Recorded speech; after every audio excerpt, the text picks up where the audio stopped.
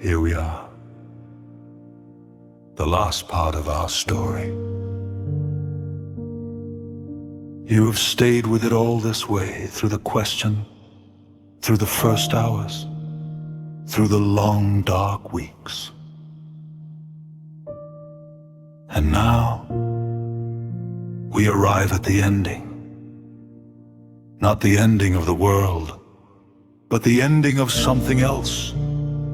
Something smaller and more important. The ending of a way of seeing. Ones have passed since second zero. The world looks different now. Not unrecognizable. Not the wasteland of disaster films, just quieter, slower, more careful. The great sprawling cities of the world have contracted, not disappeared, but smaller, denser at their hearts. The outer edges have been abandoned to the cold. The populations have shifted southward, toward the coasts, toward the geothermal regions, toward the places where the earth still breathes warmth. Iceland has become the most visited country in the history of the world. That would have seemed absurd once.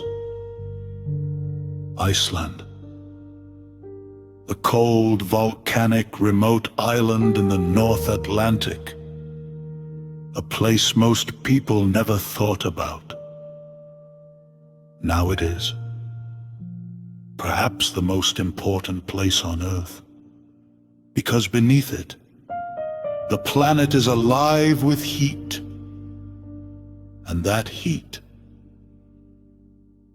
in a cold world, is everything. Humans are remarkable at adaptation. This is not a small thing. It is perhaps the most important thing about us. We came from the African savanna, and we walked over thousands of generations to every corner of this planet, to the frozen Arctic, to the scorching desert, to the humid jungle, to the highest mountains. We wore the skins of other animals. We built fires. We made shelters from whatever we could find.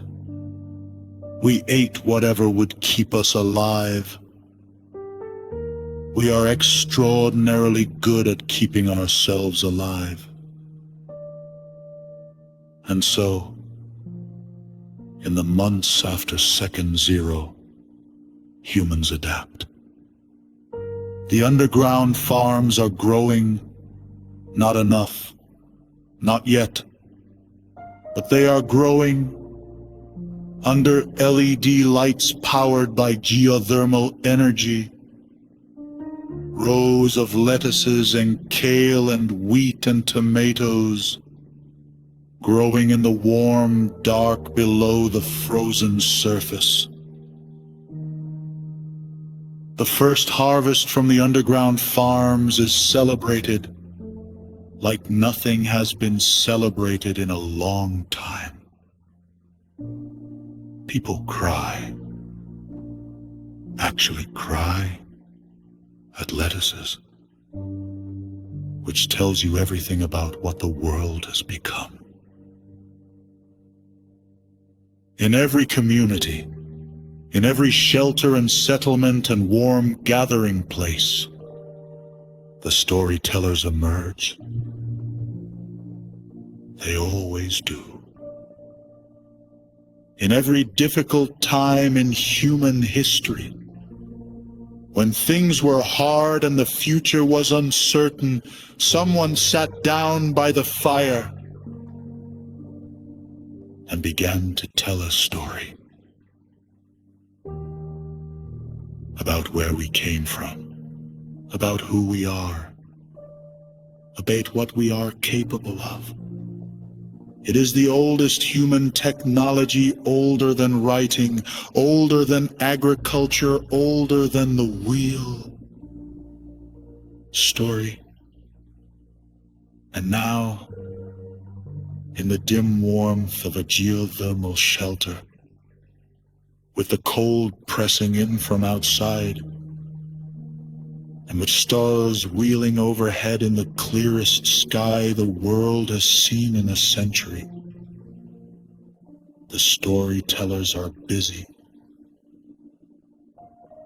They tell stories about the sun, about what it looked like on a summer morning when you were a child, about how it felt to lie on warm grass and feel it on your face, about sunsets, about the way light looked coming through leaves, dappled, warm, green. The children who have never seen it listen with wide eyes. They build a picture of it in their minds, from the words, from the voices of the people who remember, and the picture they build is more vivid than any photograph, more real, more precious, because it was made from love, from memory, from the human need to pass things on. The scientists have not stopped working. They never stop. The question they are asking now is the most important question in human history. Can we survive without the sun? Long term. Not for weeks or months, but for centuries, for generations.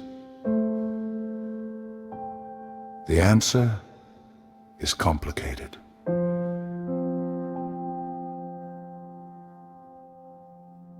The human body needs sunlight, or rather, it needs what sunlight provides. Vitamin D, the synthesis of which requires ultraviolet light. Without sunlight,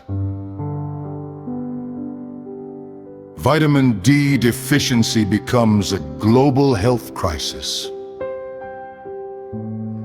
But vitamin D can be synthesized, produced in laboratories, distributed, supplemented. The human body needs warmth, but warmth can come from the earth itself.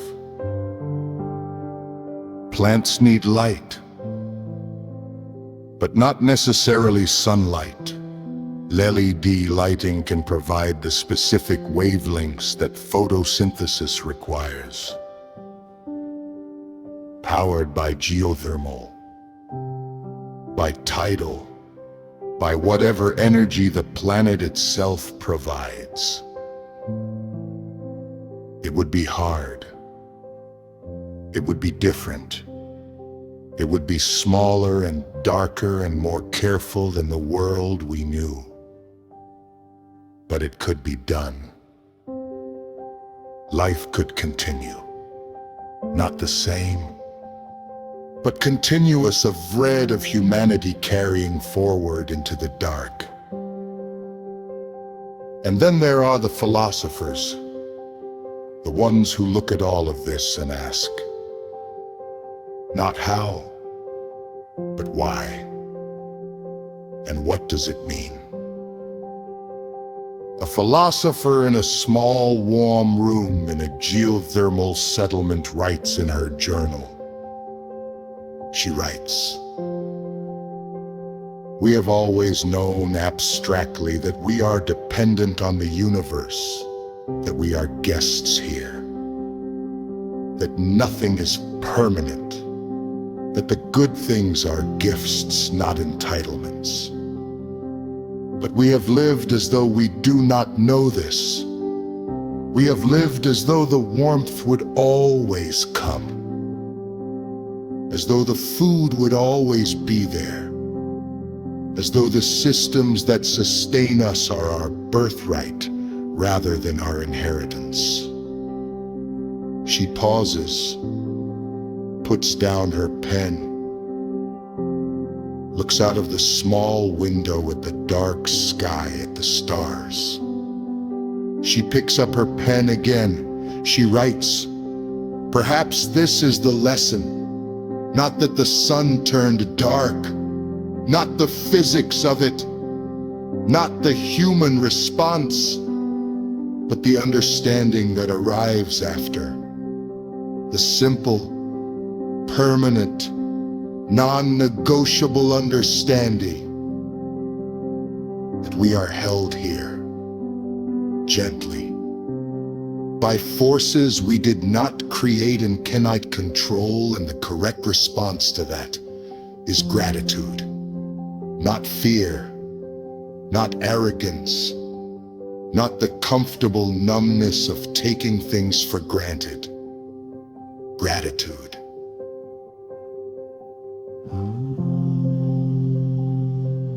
Let me tell you what people kept in the rush of leaving, when the cities emptied and people moved toward warmth.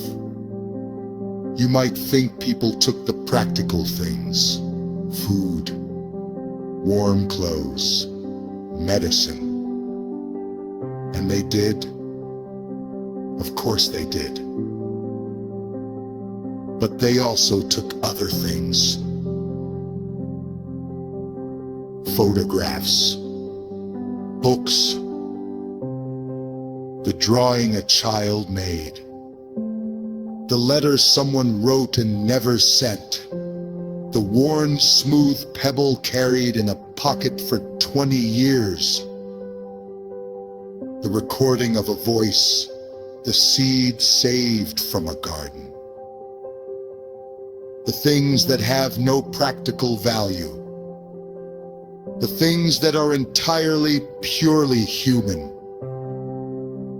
One woman carried a single rose from her garden, cut it before she left, pressed it between the pages of a book. She cannot explain why. It has no calories. It provides no warmth. But she carried it because it was beautiful, because it smelled like her garden, because it was the color of the sunset she would not see again, and because beauty matters, even now, especially now. I want to tell you how this story ends.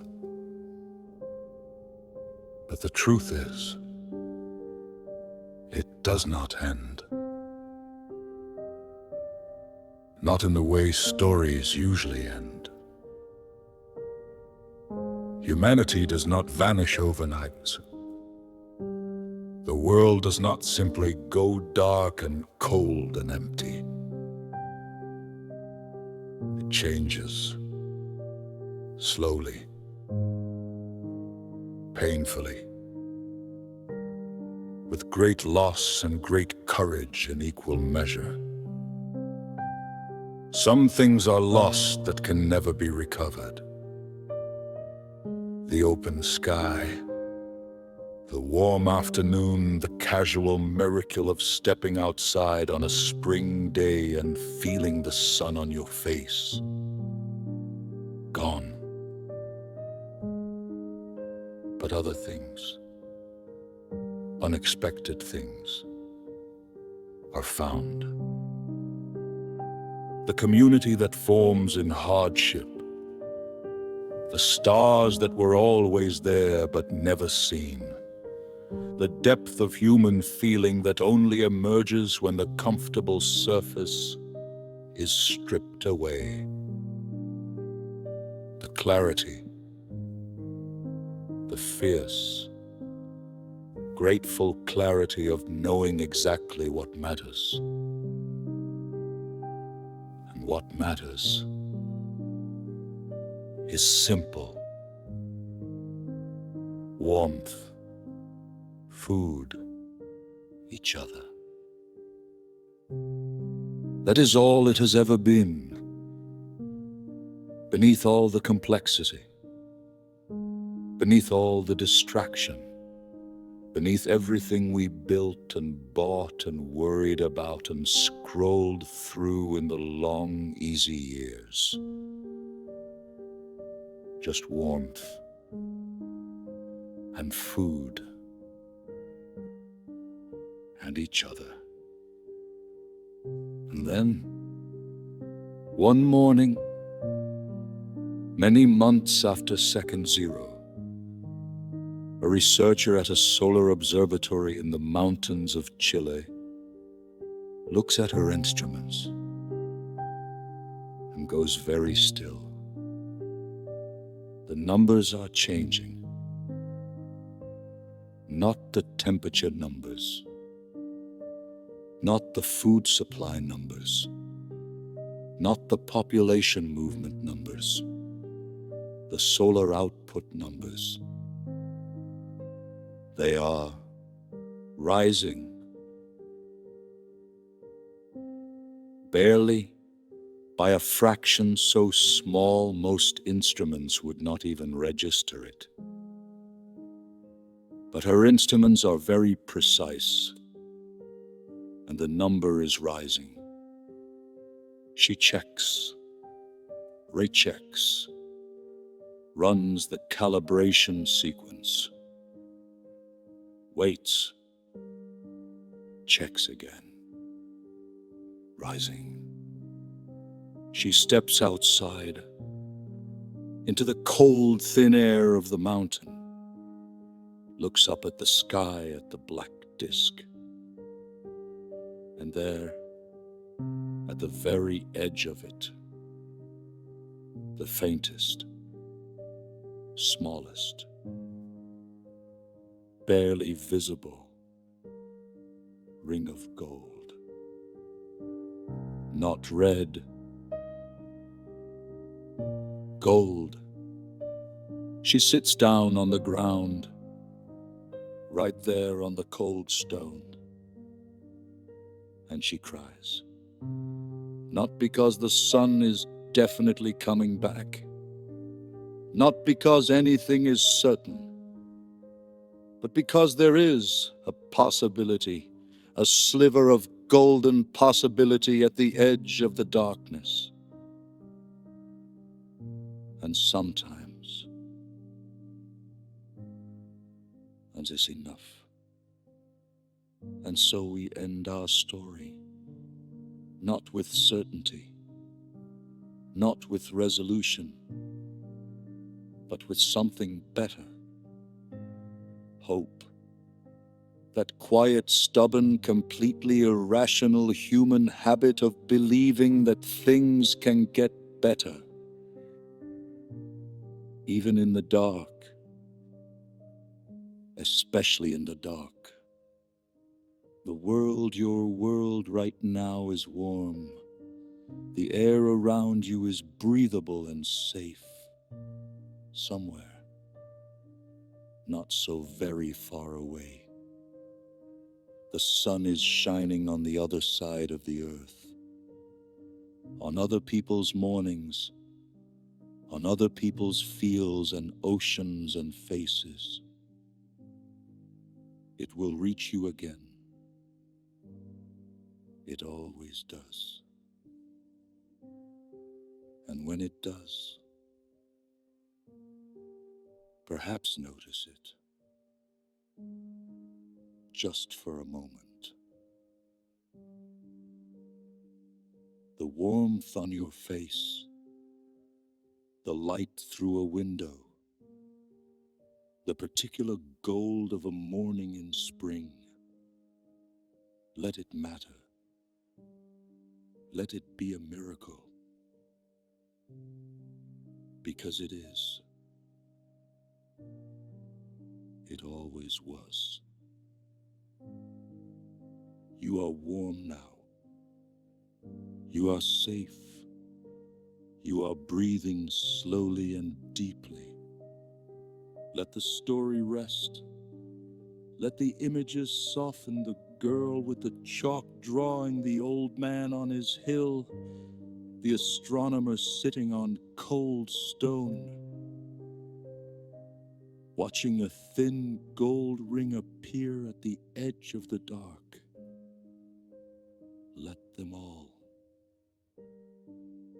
drift gently away into the soft dark, the good dark, the restful dark that is nothing like the dark in our story. Because your dark is the dark of sleep, of rest, of the body healing itself in the quiet hours. And when you wake, the sun will be there, as it always is.